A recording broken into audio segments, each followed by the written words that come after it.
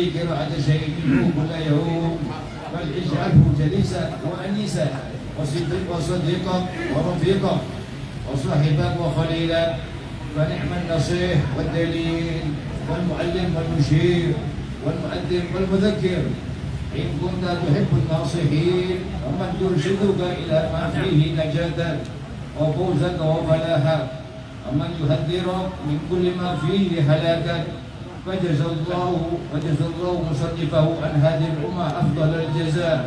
وكذلك كتب الحبيب عبد الله الحداد وكتب الشاذلية وسائر كتب القوم الواضحة المعاني وكذا ذكر تراجمهم وسيرهم وأخلاقهم الجميلة فإن ذلك يورث حبهم.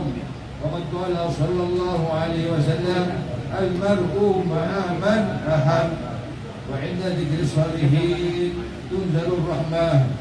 قال سيدنا الإمام الحبيب عبد الله الحداد فإن أحاديث الأحبة مرهم لقلبي من الداعي العضال المخامر إذا فاتني قرب الأحبة واللقاء ففي ذكرهم أنس لوحشة خاطري فإن لم يصبها وابل صيب الندى وطل به تحيا مواد سرائري فتذكرهم راهي وروحي ورهدي يذيب بي قلبي وتصفو ضمائري.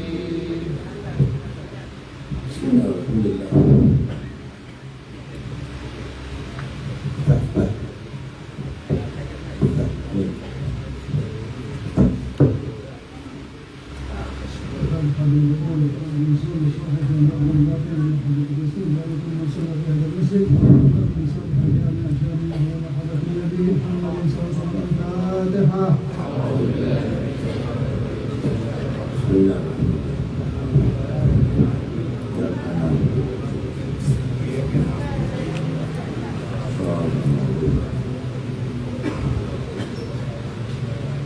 Bismillah, alhamdulillah, wassalamu ala rasulillah Sayyidina Maulana Muhammad bin Abdullah wa ala alihi wa sahbihi wa ala wa la hawla wa la quwwata illa billah amma ba'd. Faslun wa 'alaika rahimakallah bi fadli ulumin nafi'ati allati tu'arifuka ma'a jawaba 'alaik wa ma'ahum. Dan harus bagi kamu untuk mencari ilmu-ilmu yang manfaat Ilmu itu ada yang dikatakan ilmu yang manfaat, ada ilmu yang madarat. Al-ilmu ilman. Ilmu itu ada dua macam. Ilmun fil qalbi. Ilmu yang masuk bersemayam ada di hati, yang membuat hati itu bisa takut kepada Allah, bisa taat kepada Allah, bisa khusyuk, bisa hudur. Dari awal ilmu nafi itu ilmu yang manfaat. Wa ilmun fil lisan. Yang kedua, ilmu cukup ada di mulut.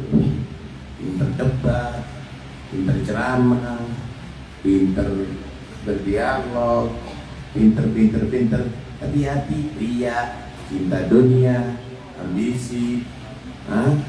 Dari hujjatullah ala ibni Adam, itu nanti akan menjadi bukti dari Allah untuk menyiksa hambanya nanti dari kiamat. Ilmu yang manfaat itu ilmu yang bagaimana? Ilmu yang manfaat itu yang bagaimana? Allati tu'arifuka ma aujaballahu alaik wa ma harrama. Ilmu yang menjadikan kamu tahu, mengerti hal-hal yang diwajibkan oleh Allah untuk kamu lakukan dan hal-hal yang diharamkan oleh Allah untuk kamu tinggalkan. Itu wajib. Karena kita ini ada tugas dari Allah di atas dunia ini berupa kewajiban. Ada larangan dari Allah berupa yang diharamkan. Ala wa inna likulli malikin hima. Ala wa inna himallahi maharimu. Setiap raja itu punya batas-batasan, aturan-aturan, batas-batasan yang tidak boleh dilanggar oleh Allah adalah yang diharamkan oleh Allah. Yang diharamkan oleh ini yang pertama. Sehingga selain kamu mengetahui mana yang wajib, kamu harus mengetahui kaifiyati adai wajibat. Kaifiyata adai wajibat umatrubuha. Kamu harus mengetahui bagaimana kamu melaksanakan perbuatan yang wajib. Bukan hanya mengetahui sholat itu wajib, bagaimana pelaksanaan sholat yang sah. Itu harus dipelajari. Bukan hanya mengetahui puasa Ramadan itu wajib, tapi harus mengetahui bagaimana melaksanakan puasa Ramadan yang sah. Itu adalah termasuk ilmu yang wajib. Wa kadza ilmu kullu ibadatin masnunah aw muamalatin aradta fi'laha. Ilmu yang manfaat juga ilmu yang menjadikan kamu tahu bagaimana melaksanakan ibadah yang sunnah. Itu wajib. Ibadah yang sunnah. Dan bagaimana kamu bersikap dalam hal-hal yang sunnah tadi itu dengan adab. Dalam begini, ada ilmu wajib. Itu ibarat di tubuh kita ini organ vital. Jantung, paru-paru, otak. Nah ini jangan sampai ada gangguan ini, fatal ini. Kemudian ada sunnah-sunnah. Ada sunnah-sunnah. Sunnah-sunnah itu mata untuk melihat, telinga untuk mendengar, kaki untuk berjalan, tangan untuk memegang dan memberi dan lain-lainnya. Ini sunnah-sunnah. Telinga untuk mendengar. Kalau ada orang nggak kelihatan matanya, tapi organ vitalnya sehat, masih hidup, tapi nggak sempurna hidupnya. Atau telinga nggak mendengar, masih bisa hidup. Atau kaki yang bisa berjalan lumpuh, masih bisa hidup, tapi nggak sempurna hidupnya, cacat. Kita melaksanakan yang wajib, tapi meninggalkan yang sunnah. Ini Anda dikatakan Islam tapi tidak sempurna. Sunnah itu adalah menyempurnakan keislaman kita. Kemudian ada adab. Adab. organ vital sehat. Mata bisa melihat, cuma matanya bola, alisnya bagus, mempercantik. Telinganya bagus, kemudian jari-jarinya, kukunya bagus. Ini mempercantik. Kita melaksanakan yang wajib, melaksanakan yang sunnah, ditambahi adab. Nah, kita usul menundukkan kepala, kemudian kita teruskan dengan wirid. Kita ada bacaan Qur'annya dengan tartil, dengan adab. Ini mempercantik ibadah. Mempercantik ibadah. Puasa misalnya, bukan hanya tidak makan, tidak minum, tapi dengan adab. Kita tidak mau berbicara kecuali menunaikan ibadah. Baca Quran, berzikir. Kemudian kalau kita tidur, itu pun tidur dengan adabnya Nabi. Kalau kita makan dengan adabnya Nabi, kita berbuka puasa dengan adabnya Nabi, kita puasa dengan cara-caranya Nabi. Ini mempercantik puasanya kita. Bukan hanya sunnah saja, tapi juga mempercantik. Nah, kalau sudah demikian, Anda sempurna melaksanakan ibadah. Jadi kalau mau kawin, cari perempuan seadanya. Nggak mungkin yang cantik, yang cacat, ya mungkin. Dan mungkin yang sempurna dan cantik. Begitulah kamu mengaturkan ibadah kepada Allah. Jangan seada-adanya, tapi buat ibadah yang sempurna dan cantik itu ibadah. Ilmu yang demikian ini adalah ilmu yang manfaat. Karena itu, fala yajuzu an taf'ala dzalika hatta ta'lama ma yajibu lahu wa ma yufsidu. Kamu itu tidak boleh melakukan sesuatu sampai kamu tadi itu mengetahui apa yang wajib dan apa yang batal. Paham ya? Sholat ini tahu rukunnya, tahu syaratnya.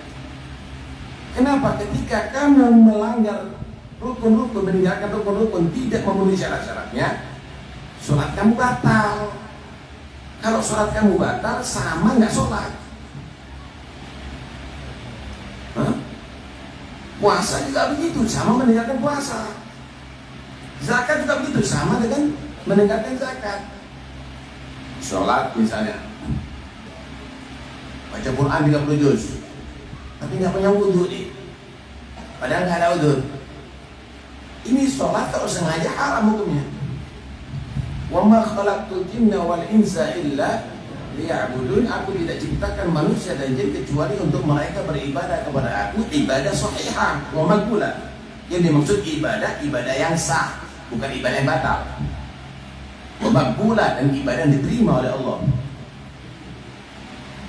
Kalau nggak sah, dosa hukumnya kalau kita lakukan. Perempuan yang haid boleh nggak sholat? Tapi dia sholat, haram hukumnya. Perempuan haid boleh nggak wudhu? Tapi dia wudhu, haram hukumnya. Ibadah yang sah dan ibadah yang makbulah. Ibadah yang sah belum tentu diterima oleh Allah. Kenapa? Karena ada riya. Kenapa? Misal sholat, pakaian curian, sarung curian, sejadah curian, sah. Haji umroh, pakai aset korupsi, sah. Tapi tidak diterima oleh Allah Subhanahu wa Ta'ala. Kita ini diperintahkan ibadah, tapi ibadah yang sah dan diterima oleh Allah Subhanahu wa Ta'ala. Wa kadza yajibu 'alaika an ta'lama ma yufsidul a'mal min afatil batinah.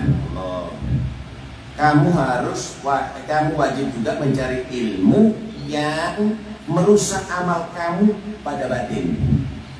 Saudara, ada yang disebut afat atau nawaqid yang membatalkan ibadah secara zahir, ada secara batin. Sebagaimana ada takwa zahir, ada takwa batin, maka ada yang merusak secara zahir, ada merusak secara batin. Nih. Anda sholat, baca Fatihah itu rukun, surat itu sunnah, rukun itu rukun, dan seterusnya sampai salam. Anda laksanakan, itu ibadah zahir. Tapi Anda merenungi bacaan Anda, dalam baca Fatihah, dalam baca surat, dalam zikir sholat, Anda khusyuk dalam sholatnya, itu ibadah bah, itu takwa bah. Nilai takwa batin itu adalah lebih besar daripada nilai takwa zahir. Paham ya? Anda mengeluarkan harta, sedekah, zakat, ini adalah takwa zahir.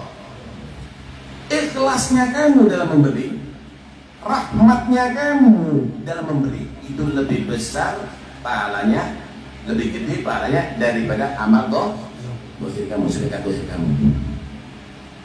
Paham ya? Berarti ibadah itu akan sempurna zahir dan batin. Sama dengan kehidupan ini, ada zahir jasad, ada batin ruh. Orang dikatakan hidup kalau ada jasad dan ada ruh. Ada jasad nggak ada ruh, mayit. Ada ruh nggak ada jasad, nggak zahir, gaib, jadinya nggak nyata. Begitu juga kita ini diperintahkan ibadah oleh Allah, ibadah yang nyata. Ada sholat, ada khusyuk, ada baca Quran, ada tadabbur, ada sedekah, ada ikhlas, dan seterusnya dan seterusnya. Karena itu keliru kalau ada orang menyatakan cukup ingat di hati tanpa sholat zahir. Kita diperintahkan zahir dan batin oleh Allah Subhanahu wa Ta'ala. Mempelajari ilmu yang demikian ini adalah hukumnya wajib. Ada batin ini harus dijaga, yang bisa merusak amal. Contohnya Pak, ujub, riya, supaya amal kita ini selamat. Apa itu ujub? Ujub itu isti'dhamul amal atau isti'dhamul nafas, merasa dirinya hebat atau merasa amalnya hebat. Kalau kamu merasa diri kamu hebat atau amal kamu hebat, sia-sia amal kamu. Kata Nabi, al-ujbu ya'kulul hasanat kama ta'kulun narul hatab. Ujub itu akan membakar kebaikan-kebaikan manusia sebagaimana api membakar kayu. Anda beli lemari pintu 4 berukiran dari jati misalnya, mahal nggak? Mahal. Tapi kalau terbakar nggak laku. Rumah bagus dari kayu antik semuanya mahal, terbakar nggak laku. Sarung yang mahal harganya 3 juta 4 juta, kalau perlu dari sutra mahal, tapi kalau terbakar nggak laku. Hajinya kamu, umrohnya kamu, pondoknya kamu, taklimnya kamu, dakwahnya kamu, sholatnya kamu, semuanya kalau ujub terbakar semuanya. Gak ada nilai di situ. Cari ilmu yang supaya kamu tidak ujub, nggak merasa jadi ahli, nggak merasa jadi hebat, nggak merasa jadi ulama, nggak merasa jadi orang pilihan Allah, nggak merasa jadi orang yang terhormat, orang yang tawadu, orang merasa banyak dosa, orang yang merasa banyak kekurangan. Cari ilmu begitu. Ya, kita kadang-kadang nggak cari yang begitu, cari gimana caranya kita terhormat, dihormati sama orang. Kalau perlu mugaddas jadi Tuhan kita. Nggak hormati sama anak, masuk neraka ini. Waduh. Ini tinggal menyatakan ana rabbukumul a'la aja nih. Ya, hati-hati nih. Ini penyakit bahaya nih. Sia-sia loh kita nanti akhirnya. Segala yang kita berbuat. Riya juga begitu. Riya itu kita beramal mengharap kepada selain Allah ini. Saudara, kalau Anda mengharap kepada Allah, itu ikhlas mesti. Walaupun Anda bisa baca surat Waqiah supaya rezekinya lancar, itu masih ikhlas. Karena harapannya pada Allah. Tapi kalau Anda baca Quran supaya dapat medali, lain lagi. Itu berharap kepada selain Allah itu. Paham ya? Kalau Anda misalnya beribadah untuk supaya dapat surga, itu masih ikhlas. Tapi kalau Anda sholat supaya dapat dukungan, lain lagi. Shooting, sholatnya, sedekahnya, lain lagi. Ini berharap kepada manusia, ini nggak ikhlas namanya itu. Paham ya? Tapi ada ikhlas itu tingkatan tertinggi, tidak berharap makhluk, hanya berharap Allah, ridho Allah. Dia tidak mau berharap surga. Kenapa? Surga itu makhluk. Yang nggak takut neraka, kenapa? Neraka itu makhluk. Yang saya takuti adalah Allah tidak ridho kepada aku, murka kepada aku. Yang aku harapkan hanya ridho Allah. Kita kasih gambaran. Ada anak bakti kepada orang tua. 2 anak. Yang satu saya berbakti supaya dikasih hadiah sama orang tua, kasih warisan, dikasih hibah dari orang tua. Yang kedua, saya berbakti, saya pingin orang tua saya bahagia dengan aku, ridho dengan aku. Saya nggak takut nggak dapat apa-apa. Saya takut orang tuaku mau murka kepada aku. Perbedaannya jangan jauh nih. Begitulah di antara orang yang beribadah kepada Allah Subhanahu. Tingkatan ikhlas itu juga bisa dibedakan karena tingkatan ibadah itu bisa dibedakan karena tingkatan keikhlasan. Enggak ikhlas, enggak ada nilai. Kenapa? Berharap kepada selain itu. Nih, Anda tinggal di Cililitan Jakarta nih. Kemudian Anda kirim barang atau kirim surat, Anda lewatkan kargo atau pos, kirim ke Banyuwangi. Barangnya untuk Banyuwangi, isi surat, isi kiriman untuk Banyuwangi, tapi alamat Bandung. Sampai ke mana? Ke Bandung. Ente sholat, iya kena budu, iya kena sa'in.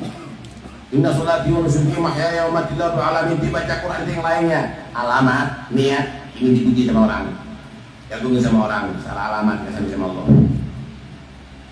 Nggak sampai sama Allah. Mudah-mudahan kita juga orang ikhlas. Wa akthir min talab al-ulum al-muraqqiqah bil qulub al-musahhidah fid dunya. Perbanyaklah kamu mencari ilmu yang bisa meluluhkan hati. Hati ini saudara, hati ini ibarat arena yang diperebutkan dengan 4 sifat. Tapi kamu harus tutup semua pintu untuk kecuali 1 sifat. Ada sifat yang disebut al-uluhiyah, ketuhanan. Tadi itu yang saya terangkan, merasa dirinya hebat. Siapapun tidak boleh nggak menghormati dia, harus memuji kepada dia. Jangan ada yang mencaci dia, kafir nanti dia, masuk neraka dia. Nggak mau nasihati, maunya nasihati aja, sama dengan Tuhan dong. Orang itu saudara kalau ceramah, kalau nasihati semua orang ingin, tapi orang mau dinasihati kata ustadz kadang-kadang keberatan. Ini yang sulit. Apalagi yang disebut ad-da'i, sulit nasihati.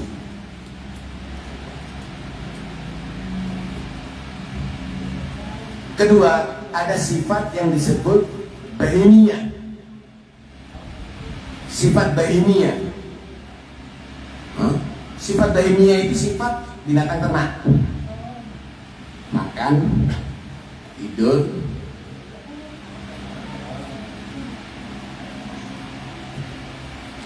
makan, tidur, mendatangi betina, dan seterusnya. Setelah itu terus jadi seperti bahima, sama dengan sapi, kambing, ayam, itu aja kerjanya. Ada sifat yang disebut sabu'iyah, seperti binatang binatang buas yang galak-galak tuh. Kucing laki sama laki ketemu, langsung dia, aku yang lebih hebat, kamu harus dibawaku. Sok jago, sok hebat. Yang lemah-lemah jadi kurbannya dia. Ini sifat binatang buas itu. Ada juga sifat syaitania, sifat setan. Senangnya maksiat, benci sama taat. Ada musik asik, ada Quran, terganggu. Dengar adzan dia benci. Tapi dengar suara artis, itu adalah menghibur. Ini sifat setan itu. Yang bagus itu adalah sifat kehambaan kepada Allah. sifat kehambaan kepada Allah. Hamba itu tidak memiliki apa-apa karena dia merasa aku miliknya Allah. Hamba itu tidak merasa jadi mulia. Aku ini adalah hamba yang harus tawaduk kepada Allah. Begitu, merasa dia rendah, merasa dia di hadapan Tuhannya. Inilah orang yang diangkat oleh Allah SWT. Cari ilmu yang begini kan. Ya, kitab-kitab Al-Gham, kitab-kitab Aulia ini yang mengajarkan ini. Al-Muzahidah di dunia. Cari ilmu yang membuat kamu zuhud daripada dunia, bukan serakah di dunia, zuhud dunia. Allah. Saudara, ini dunia ini bahaya. Kadang-kadang satu kandung bisa bermusuhan gara-gara dunia.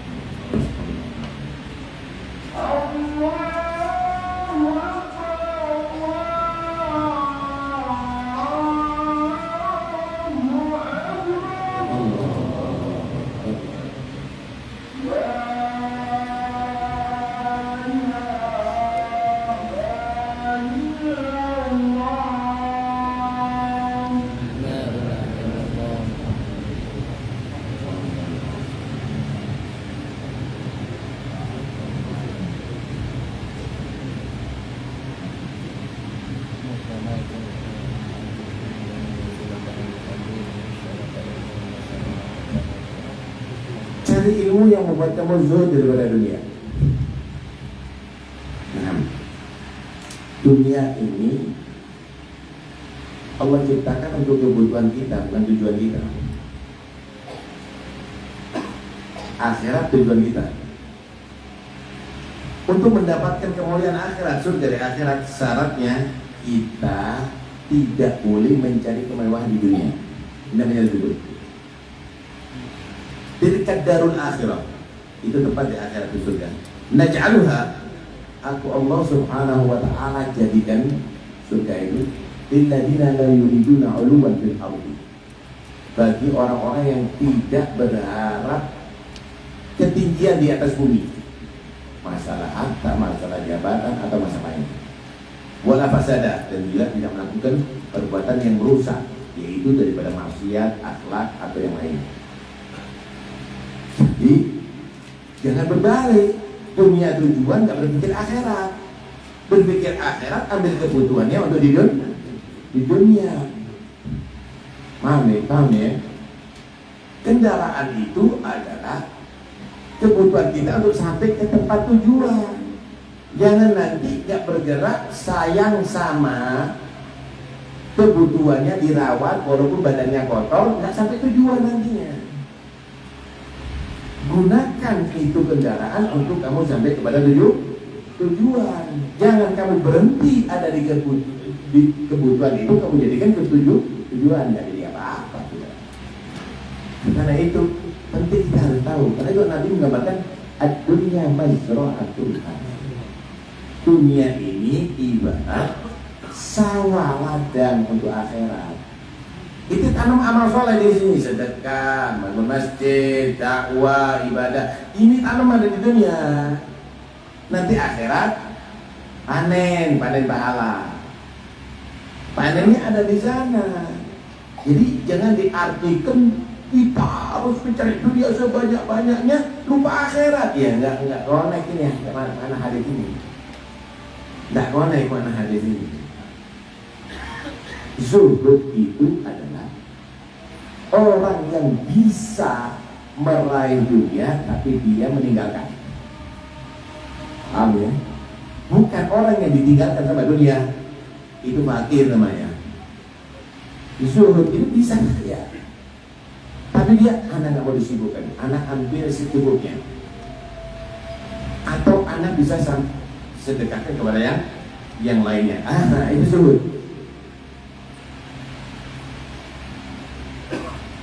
Pemimpin yang zuhud adalah Nabi Muhammad.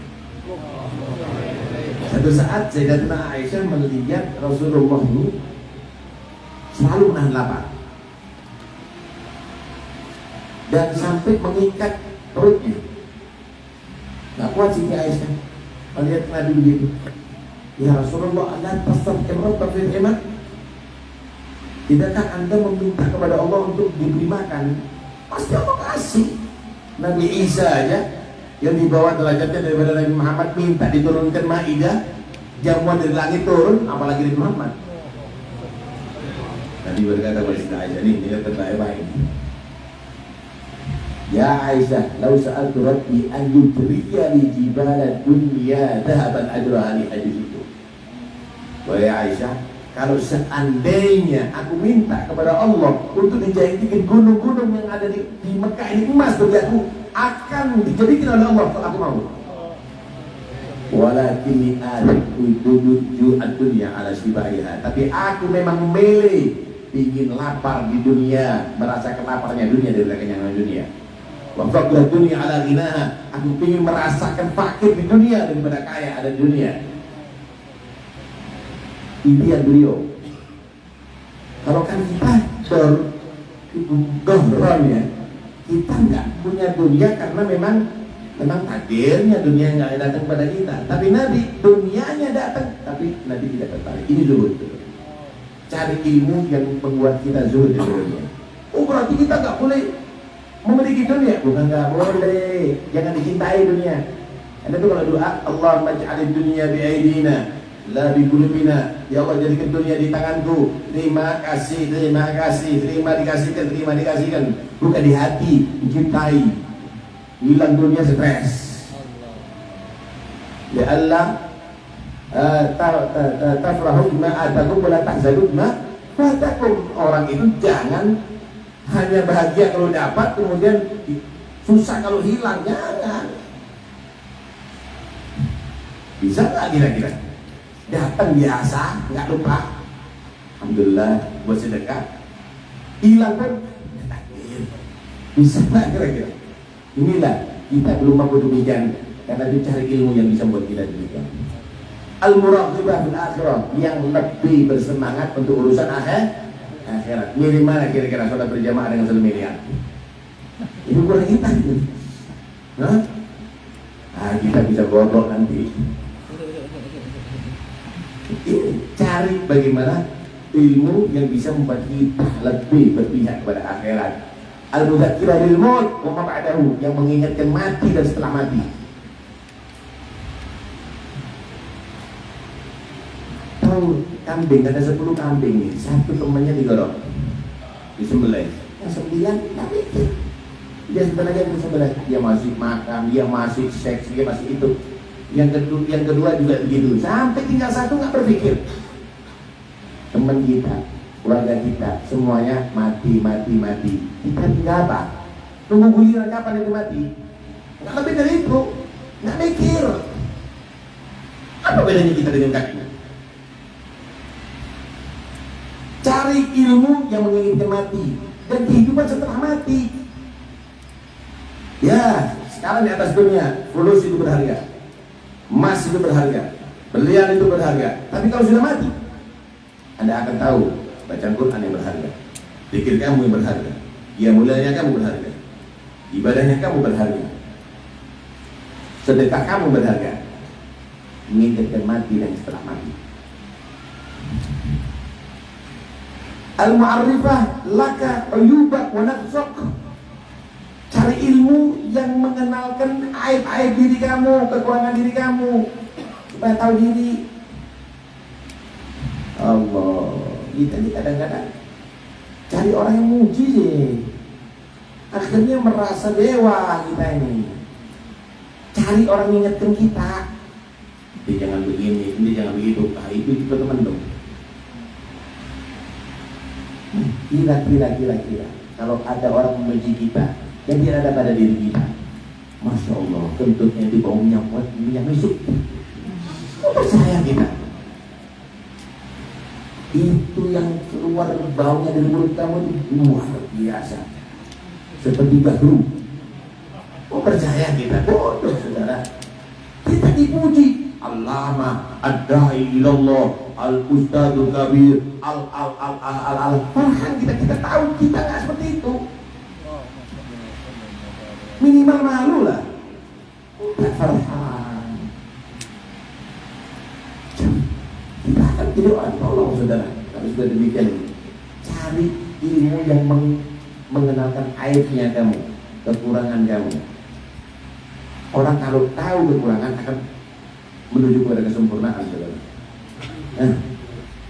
Tahu apa ya? Kalau bahasa Jawanya kepik, di sini apa? Kepik juga. Iya, yang baunya nggak enak itu. Itu nggak tahu diri tuh. Dia menganggap itu baunya harum, disebar kemana-mana. Padahal lainnya nggak seneng deh. Apa mendapatkan bau itu? Begitulah juga ada beberapa orang sok tampil. Orang nggak seneng ya, enak semuanya. Tapi dia merasa, oh, semua orang cinta kepada dia.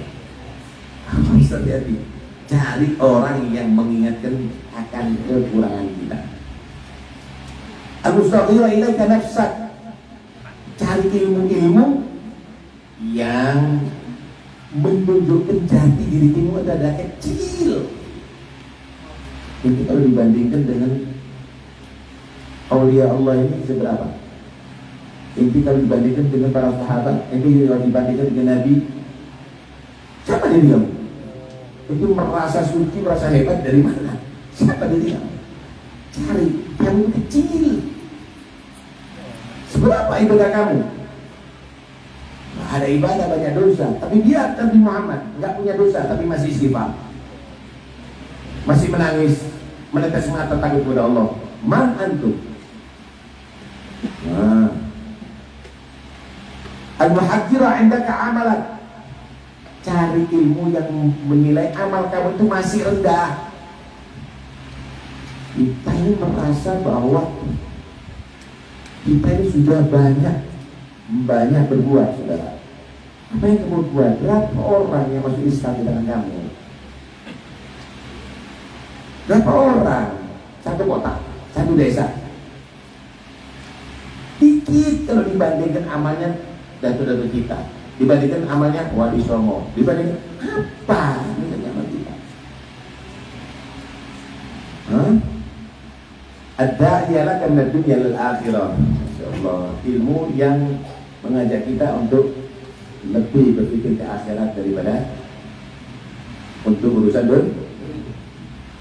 Terakhir ada satu hadis, ini panjang nih. Ada satu hadis di Ihya itu dikatakan, la tajlisu inda kulli alimin bal ila alimin yad'ukum min khamsin ila khamsin. Jangan kamu hadir di majlis asal orang yang punya ilmu, kecuali orang yang punya ilmu tadi itu ngajak kamu meninggalkan 5 perkara yang buruk untuk memiliki 5 perkara yang baik. Jadi hukum minar riya ilal ikhlas. Ngajak kamu meninggalkan sifat riya menjadi orang yang ikhlas. Wa minar raghbah ila zuhud. Mengajarkan kepada kamu untuk meninggalkan cinta dunia menjadi orang yang zuhud daripada dunia. Wa minal bukhli ila sakha. Ngajak kamu meninggalkan penyakit kikir menjadi orang yang dermawan.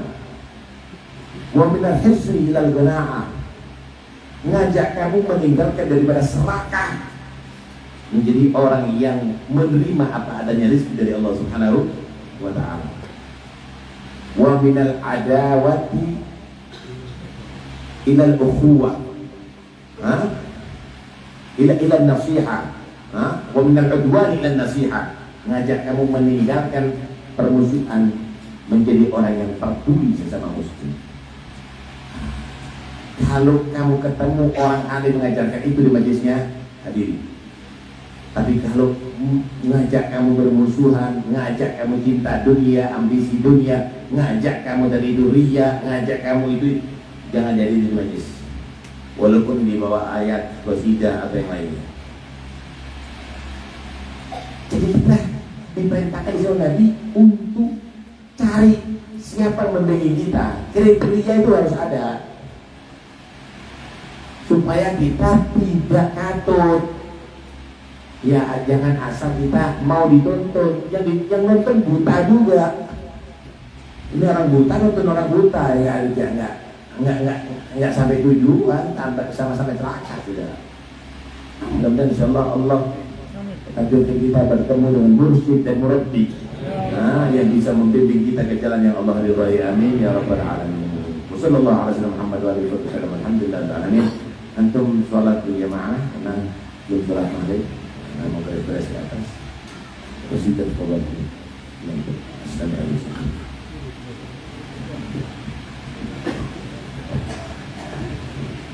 يا الله أتلوبك يا خير والي جد علينا تكبر عطية واشرح الصدر وانظر لحالي واختم العمر يا الله بالإيمان يا كثير العطاء والنوالي عم جودك جميع البرية أعطني كل ما هو ببالي فأنت معطي ومحسن ومنان يا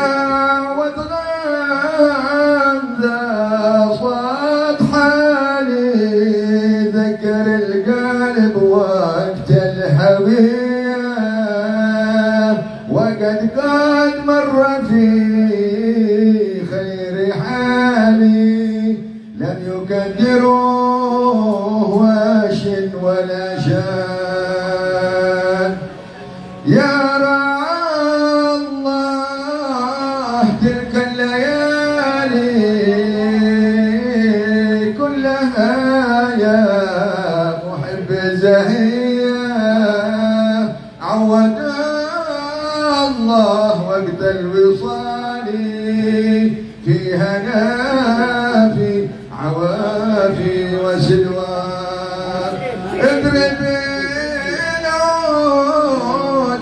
المستاني ما معه في فكر ذكرية فكره إلا لأهل المعالي عالين المقام والشان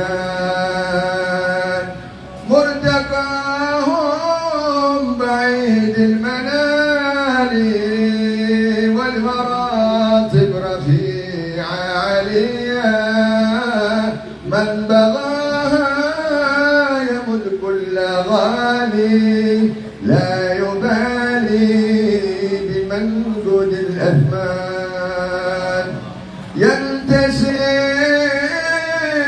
في عتم الليالي يكتفي سبيل أهل المعية لرقوا في مراقي الكمال وامتلوا من علوم وعرفان كلها من حبهم لا يبالي يوم حالته حاله راضية ما يشوف العنا والنكالي دوب محروس من انس وجان يا اهل الود عاقل يا رجالي ادركوني بشربة هنية واوصلوا يا حبايب حبالي وادخلوني معكم في الحال لأجل يرجى يتسع لي كماكم مجالي واشرح لي عندكم إرث مولى بلالي اسعفوا يا الوجوه الرضية وانظروا في صلاح العيال شوف الوقت ما فيه ميزان صار